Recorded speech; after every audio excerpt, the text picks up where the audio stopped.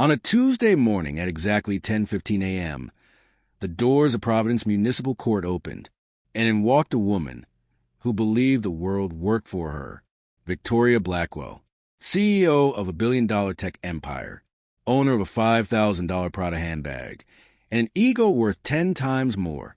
What she didn't know was that this courtroom would teach her the most expensive lesson of her life, a lesson no amount of money, power, or status had ever taught her before. If this story shocks you, subscribe now, and tell us where you're watching from in the comments. This story deserves to be heard. The courtroom was busy, tense, and orderly. Officers with files, lawyers whispering to clients, people waiting quietly. Then heels clicked. Not ordinary heels, red-soled designer heels. Victoria strutted in like she owned the building. Phone glued to her ear, voice loud enough for the entire courtroom. David, postpone the meeting. This stupid court business won't take long. I'll just pay the fine and leave. Even as she stood in front of Judge Frank Caprio, she kept talking, as if the courtroom was her personal office. Judge Caprio leaned forward. Ms. Blackwell, please end your phone call. This is a courtroom. She didn't even look at him, just rolled her eyes, told David she'd call later because the judge was trying to talk, and tossed the still buzzing phone into her bag. Judge Caprio asked her again, politely, to turn it off completely. She sighed dramatically, shut the phone, and said, "Now can we hurry up? I have an important meeting." The courtroom murmured. This wasn't confidence. This was disrespect. Judge Caprio read the file. Ms. Blackwell, you were recorded driving 90 miles per hour in a 60 miles per hour zone. This is very serious. Victoria shrugged. There was no one on the road. I didn't endanger anyone. Let me pay the fine and go. Judge Caprio stayed calm.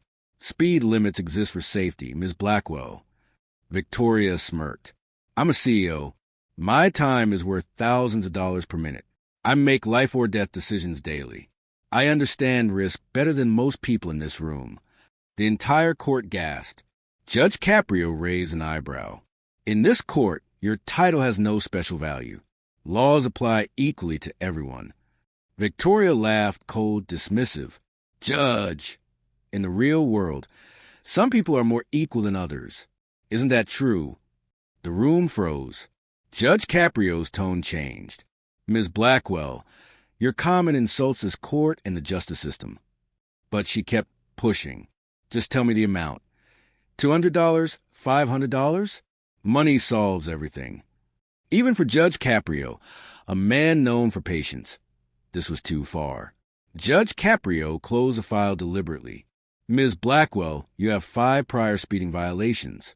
This is your 6th. Fines have clearly not changed your behavior. Victoria rolled her eyes. Why are we wasting time? Just give me the number. Judge Caprio spoke firmly. The fine is $1,000. Victoria laughed, almost mockingly.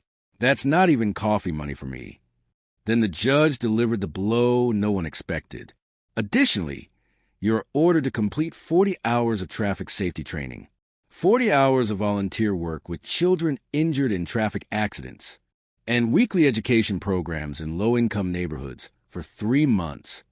Victoria froze. That's impossible. I don't have time. Judge Caprio's voice was calm but absolute. If you refuse, your driver's license will be suspended for 6 months, including the use of any company vehicle. She was stunned, furious, humiliated, and then she made the mistake of her life. You should be careful, Judge. I know powerful people. The courtroom erupted. Judge Caprio leaned forward. Ms. Blackwell, that sounded like a threat. You may choose 48 hours in jail for contempt, or you accept everything I have ordered. For the first time in years, Victoria felt fear. I'll take the program. Her first day of volunteer work was unlike anything she had ever experienced. At Providence Children's Hospital, she met Emma, an 8-year-old girl paralyzed by a reckless driver. Emma's tiny voice cut straight through Victoria's defenses. Are you a doctor? No, I'm just here to help. Emma showed her old drawings, beautiful but shaky after the accident. Victoria spent hours painting with her. Her expensive suit got covered in paint.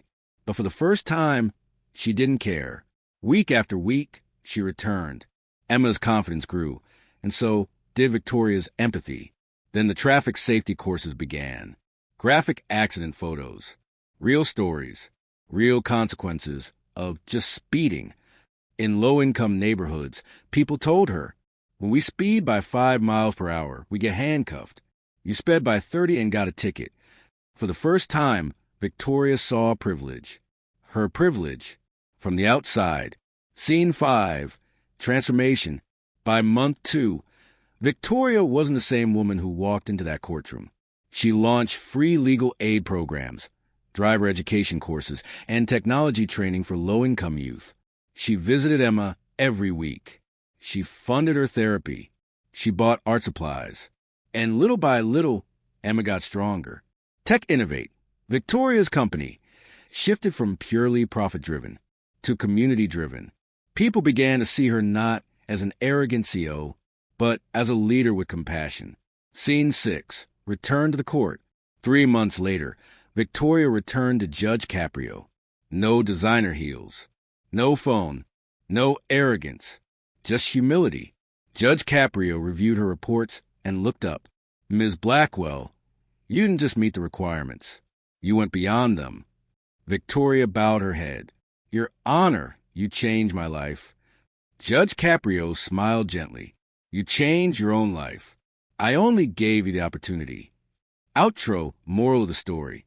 Emma later recovered enough to attend art school, with Victoria sponsoring her completely.